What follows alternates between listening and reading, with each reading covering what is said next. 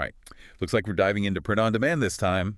You guys send in a ton of info about POD, so Yeah, let's take a look. I'm excited. What do we got? First of all, for anyone who maybe hasn't obsessed over this the way our listeners clearly have, Right. what is print on demand? Print on demand is basically like, a way to sell custom products, whether that's, t-shirts Uh-huh. or mugs or, there's all sorts of things you can do with it these days.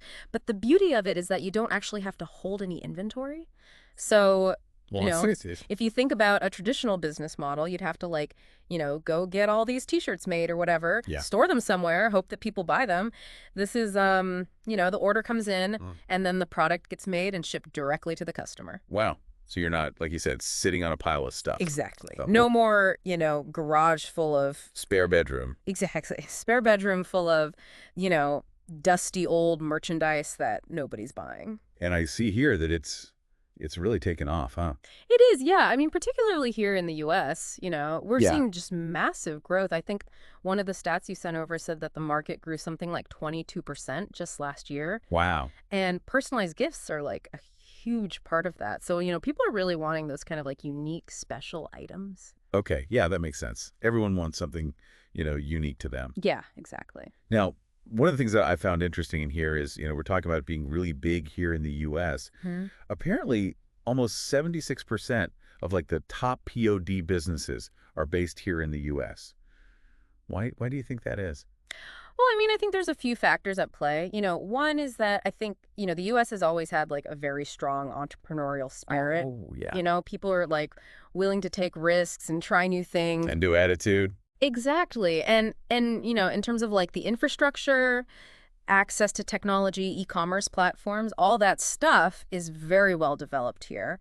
So it kind of creates the perfect breeding ground for these kinds of businesses. It's Yeah. relatively easy to get started. It's relatively easy to get set up. And I think that contributes to it as well. So you're saying I could launch a global T-shirt empire from my basement? I mean, you never know. You never know, Well, right? that's the beauty of it. But seriously, so the one thing that came up a lot in the research was niche selection. And why is that so important when we're talking about POD? Yeah, that's a great question. So the thing is, like, if you try to appeal to everyone, you kind of end up appealing to no one, right? Right. Because you become this sort of generic, bland, Jack of all trades, master of none. Exactly. Yeah. So the power of niche selection is that you're really focusing on a specific audience. So whether that's, cat lovers or gamers Right. or fitness enthusiasts or, whatever it is, by honing in on that specific group, you can really tailor your designs and your marketing to speak directly to them and their interests and their passions. So instead of competing with like every single T-shirt design, I'm going after like a small but mighty. Exactly. Yeah. Yeah. It's quality over quantity. Yeah. You're not just selling a product, you're selling, like a feeling, a sense of belonging. Oh, okay. It's a way for people to express their identity. Like one of the examples that you send over was Giftimize. Oh, yeah, yeah. They focus specifically on personalized gifts for dog lovers. Okay. And, they've been super successful. Not only are they selling these products, but they're building like a whole community around this shared love for dogs. Oh, wow. That's really cool. Yeah. All right. So now let's say, I've done the work. I found my niche. I know who I'm going after. I'm ready to, just start designing. What else do I need to keep in mind? Well, before you get too carried away with your creative genius. Right.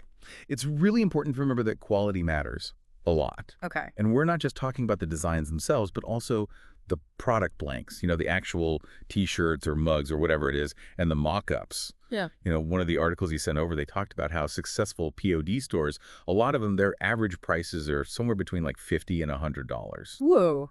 Which is pretty different from, like the bargain bin. Yeah. $3 T-shirt. Sure. Right. So, if you're using high quality blanks, professional mock-ups, you can really justify those higher prices. Yeah. And people are willing to pay for it. Okay. So it's like the quality's there so you can charge more. Exactly. Yeah. Think about it. Would you rather wear like a scratchy, ill-fitting T-shirt with a faded print or, something that feels soft, fits well, has a vibrant design? Yeah. It's all about perceived value. Yeah. Okay, so you're saying my mock-ups need to look great too. Absolutely. because that's what people are seeing online. Right. Right. Okay. So let's say we have all that. We've got great products. We've got great mock-ups. We're ready to launch. But how do people know about it? Tell me about marketing. Yeah, that's really where the rubber meets the road. Yeah. Because you can have the most amazing product in the world, but if nobody knows about it, you're not going to sell anything. Right. So your research really highlighted a few key things when it comes to marketing. Building a strong brand identity is essential, having an active presence on social media. And then, influencer marketing is a big one these days, too. It's really about getting your designs in front of the right people and then, building a connection with them. So it's more than just creating a design and throwing it up on a website. Oh, absolutely. You need to build a brand, tell a story, engage with potential customers. It's all about, creating those relationships. And one thing that I think is, really important to emphasize here is consistency. Okay. So your brand should have like a cohesive look and feel across all platforms. So like the website, social media, everything. Everything. Because, imagine going to a website where like the logo's different, the colors are different, the fonts are different. It just screams like amateur. Yeah. You want to create that like seamless professional experience. It looks legit. Exactly. Okay. So branding, got it. What about customer service? I saw that come up quite a bit in the research. What's the big deal with customer service and print on demand? Well, think about it this way. With POD, you're dealing with custom-made products. Right. There's going to be more variations, potentially more issues, than if you're just like buying something off the shelf at a store. Right.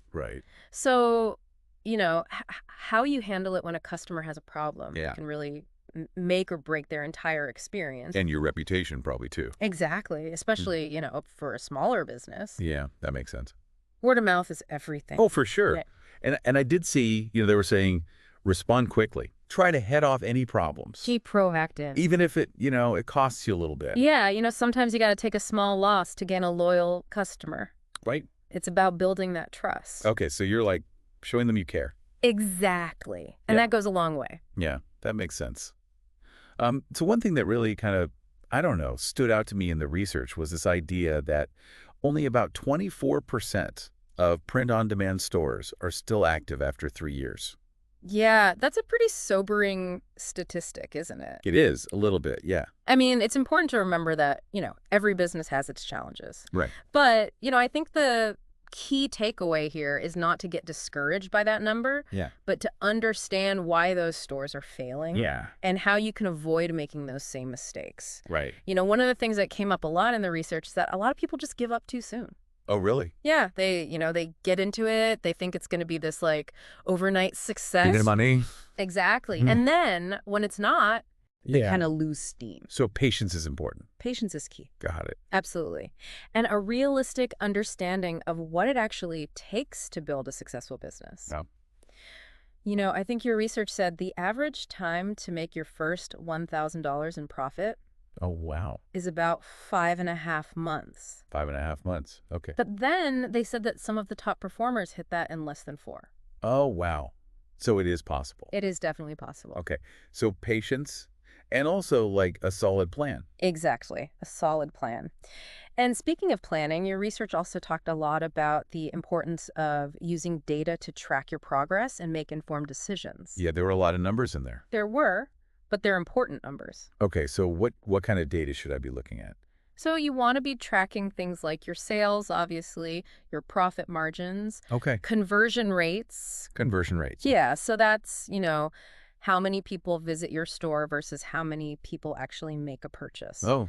And understanding where your traffic is coming from. Are people finding you through social media or are they finding you through Google searches? Okay. All of that data can help you make better decisions about, your pricing, your marketing strategies, all sorts of things. So it's not just about like throwing stuff out there and seeing what sticks. You got to like analyze it. Exactly. Knowledge is power, my friend. Okay. Knowledge is power. I got it. Now, we've been talking a lot about T-shirts because I think that's kind of like where people start with print on demand. Right. It's like the classic, the gateway drug. Right. Yeah, exactly. But I noticed in the research, there's a whole world of POD beyond just apparel. Right. Oh, absolutely. I mean, T-shirts are great, but the market is so much broader than that. Yeah. Like what? Give me some examples. Well, personalized gifts are huge, Right. especially, around the holidays, special occasions. People love giving gifts that feel unique and thoughtful. So, things like custom mugs, engraved jewelry, there's even like these cool star maps you can get now with someone's birth date on Oh, them. that's neat. Yeah. And then, custom pet products are really taking off too. Oh, yeah. Like what? Personalized pet portraits, dog bandanas with their names on them. Oh, that's so cute. I know. People love their pets. They do. They do. And we can't forget about the B2B market, businesses. Okay. They're always looking for ways to promote their brand. And POD offers a lot of flexibility there. You could do, custom company swag, T-shirts, hats, water bottles, even phone cases. Oh, okay. So I can like make stuff for a whole company. Exactly. It's a great way to create like a sense of unity and pride within a company. Oh, yeah. Yeah, that's cool. So there really is a whole world beyond T-shirts. It's a big world out there. It is. It is. All right. So we've covered a lot today. We've talked about niche selection, quality control, marketing, the importance of data. Anything else from the research that you think is really important to highlight? Well, one thing that really stood out to me in all this research was this idea of persistence. Oh, yeah. Like a lot of people, it seems like they just give up too soon. Yeah. It's easy to get caught up in the excitement of starting something new. Right.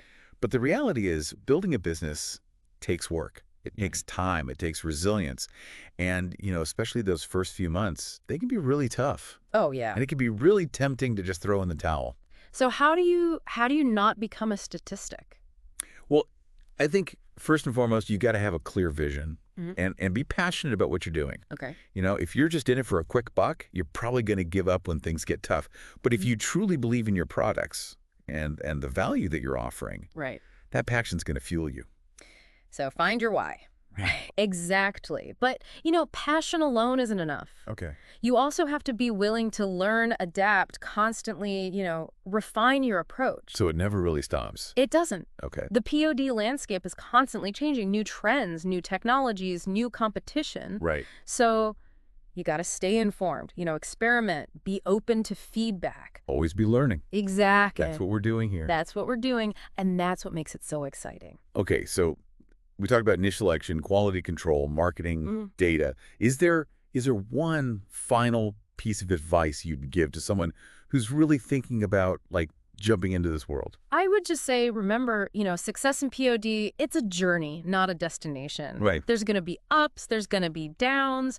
Embrace the process, stay curious, and never stop learning. And most importantly, don't be afraid to take that leap. That's great advice. So to all our listeners out there who sent in all this awesome research, thank you. Focus on what you're passionate about. Make great products, market it smart, and don't give up. Yeah. Well, I think that brings our deep dive into print on demand to a close. Thanks for joining us, and we'll see you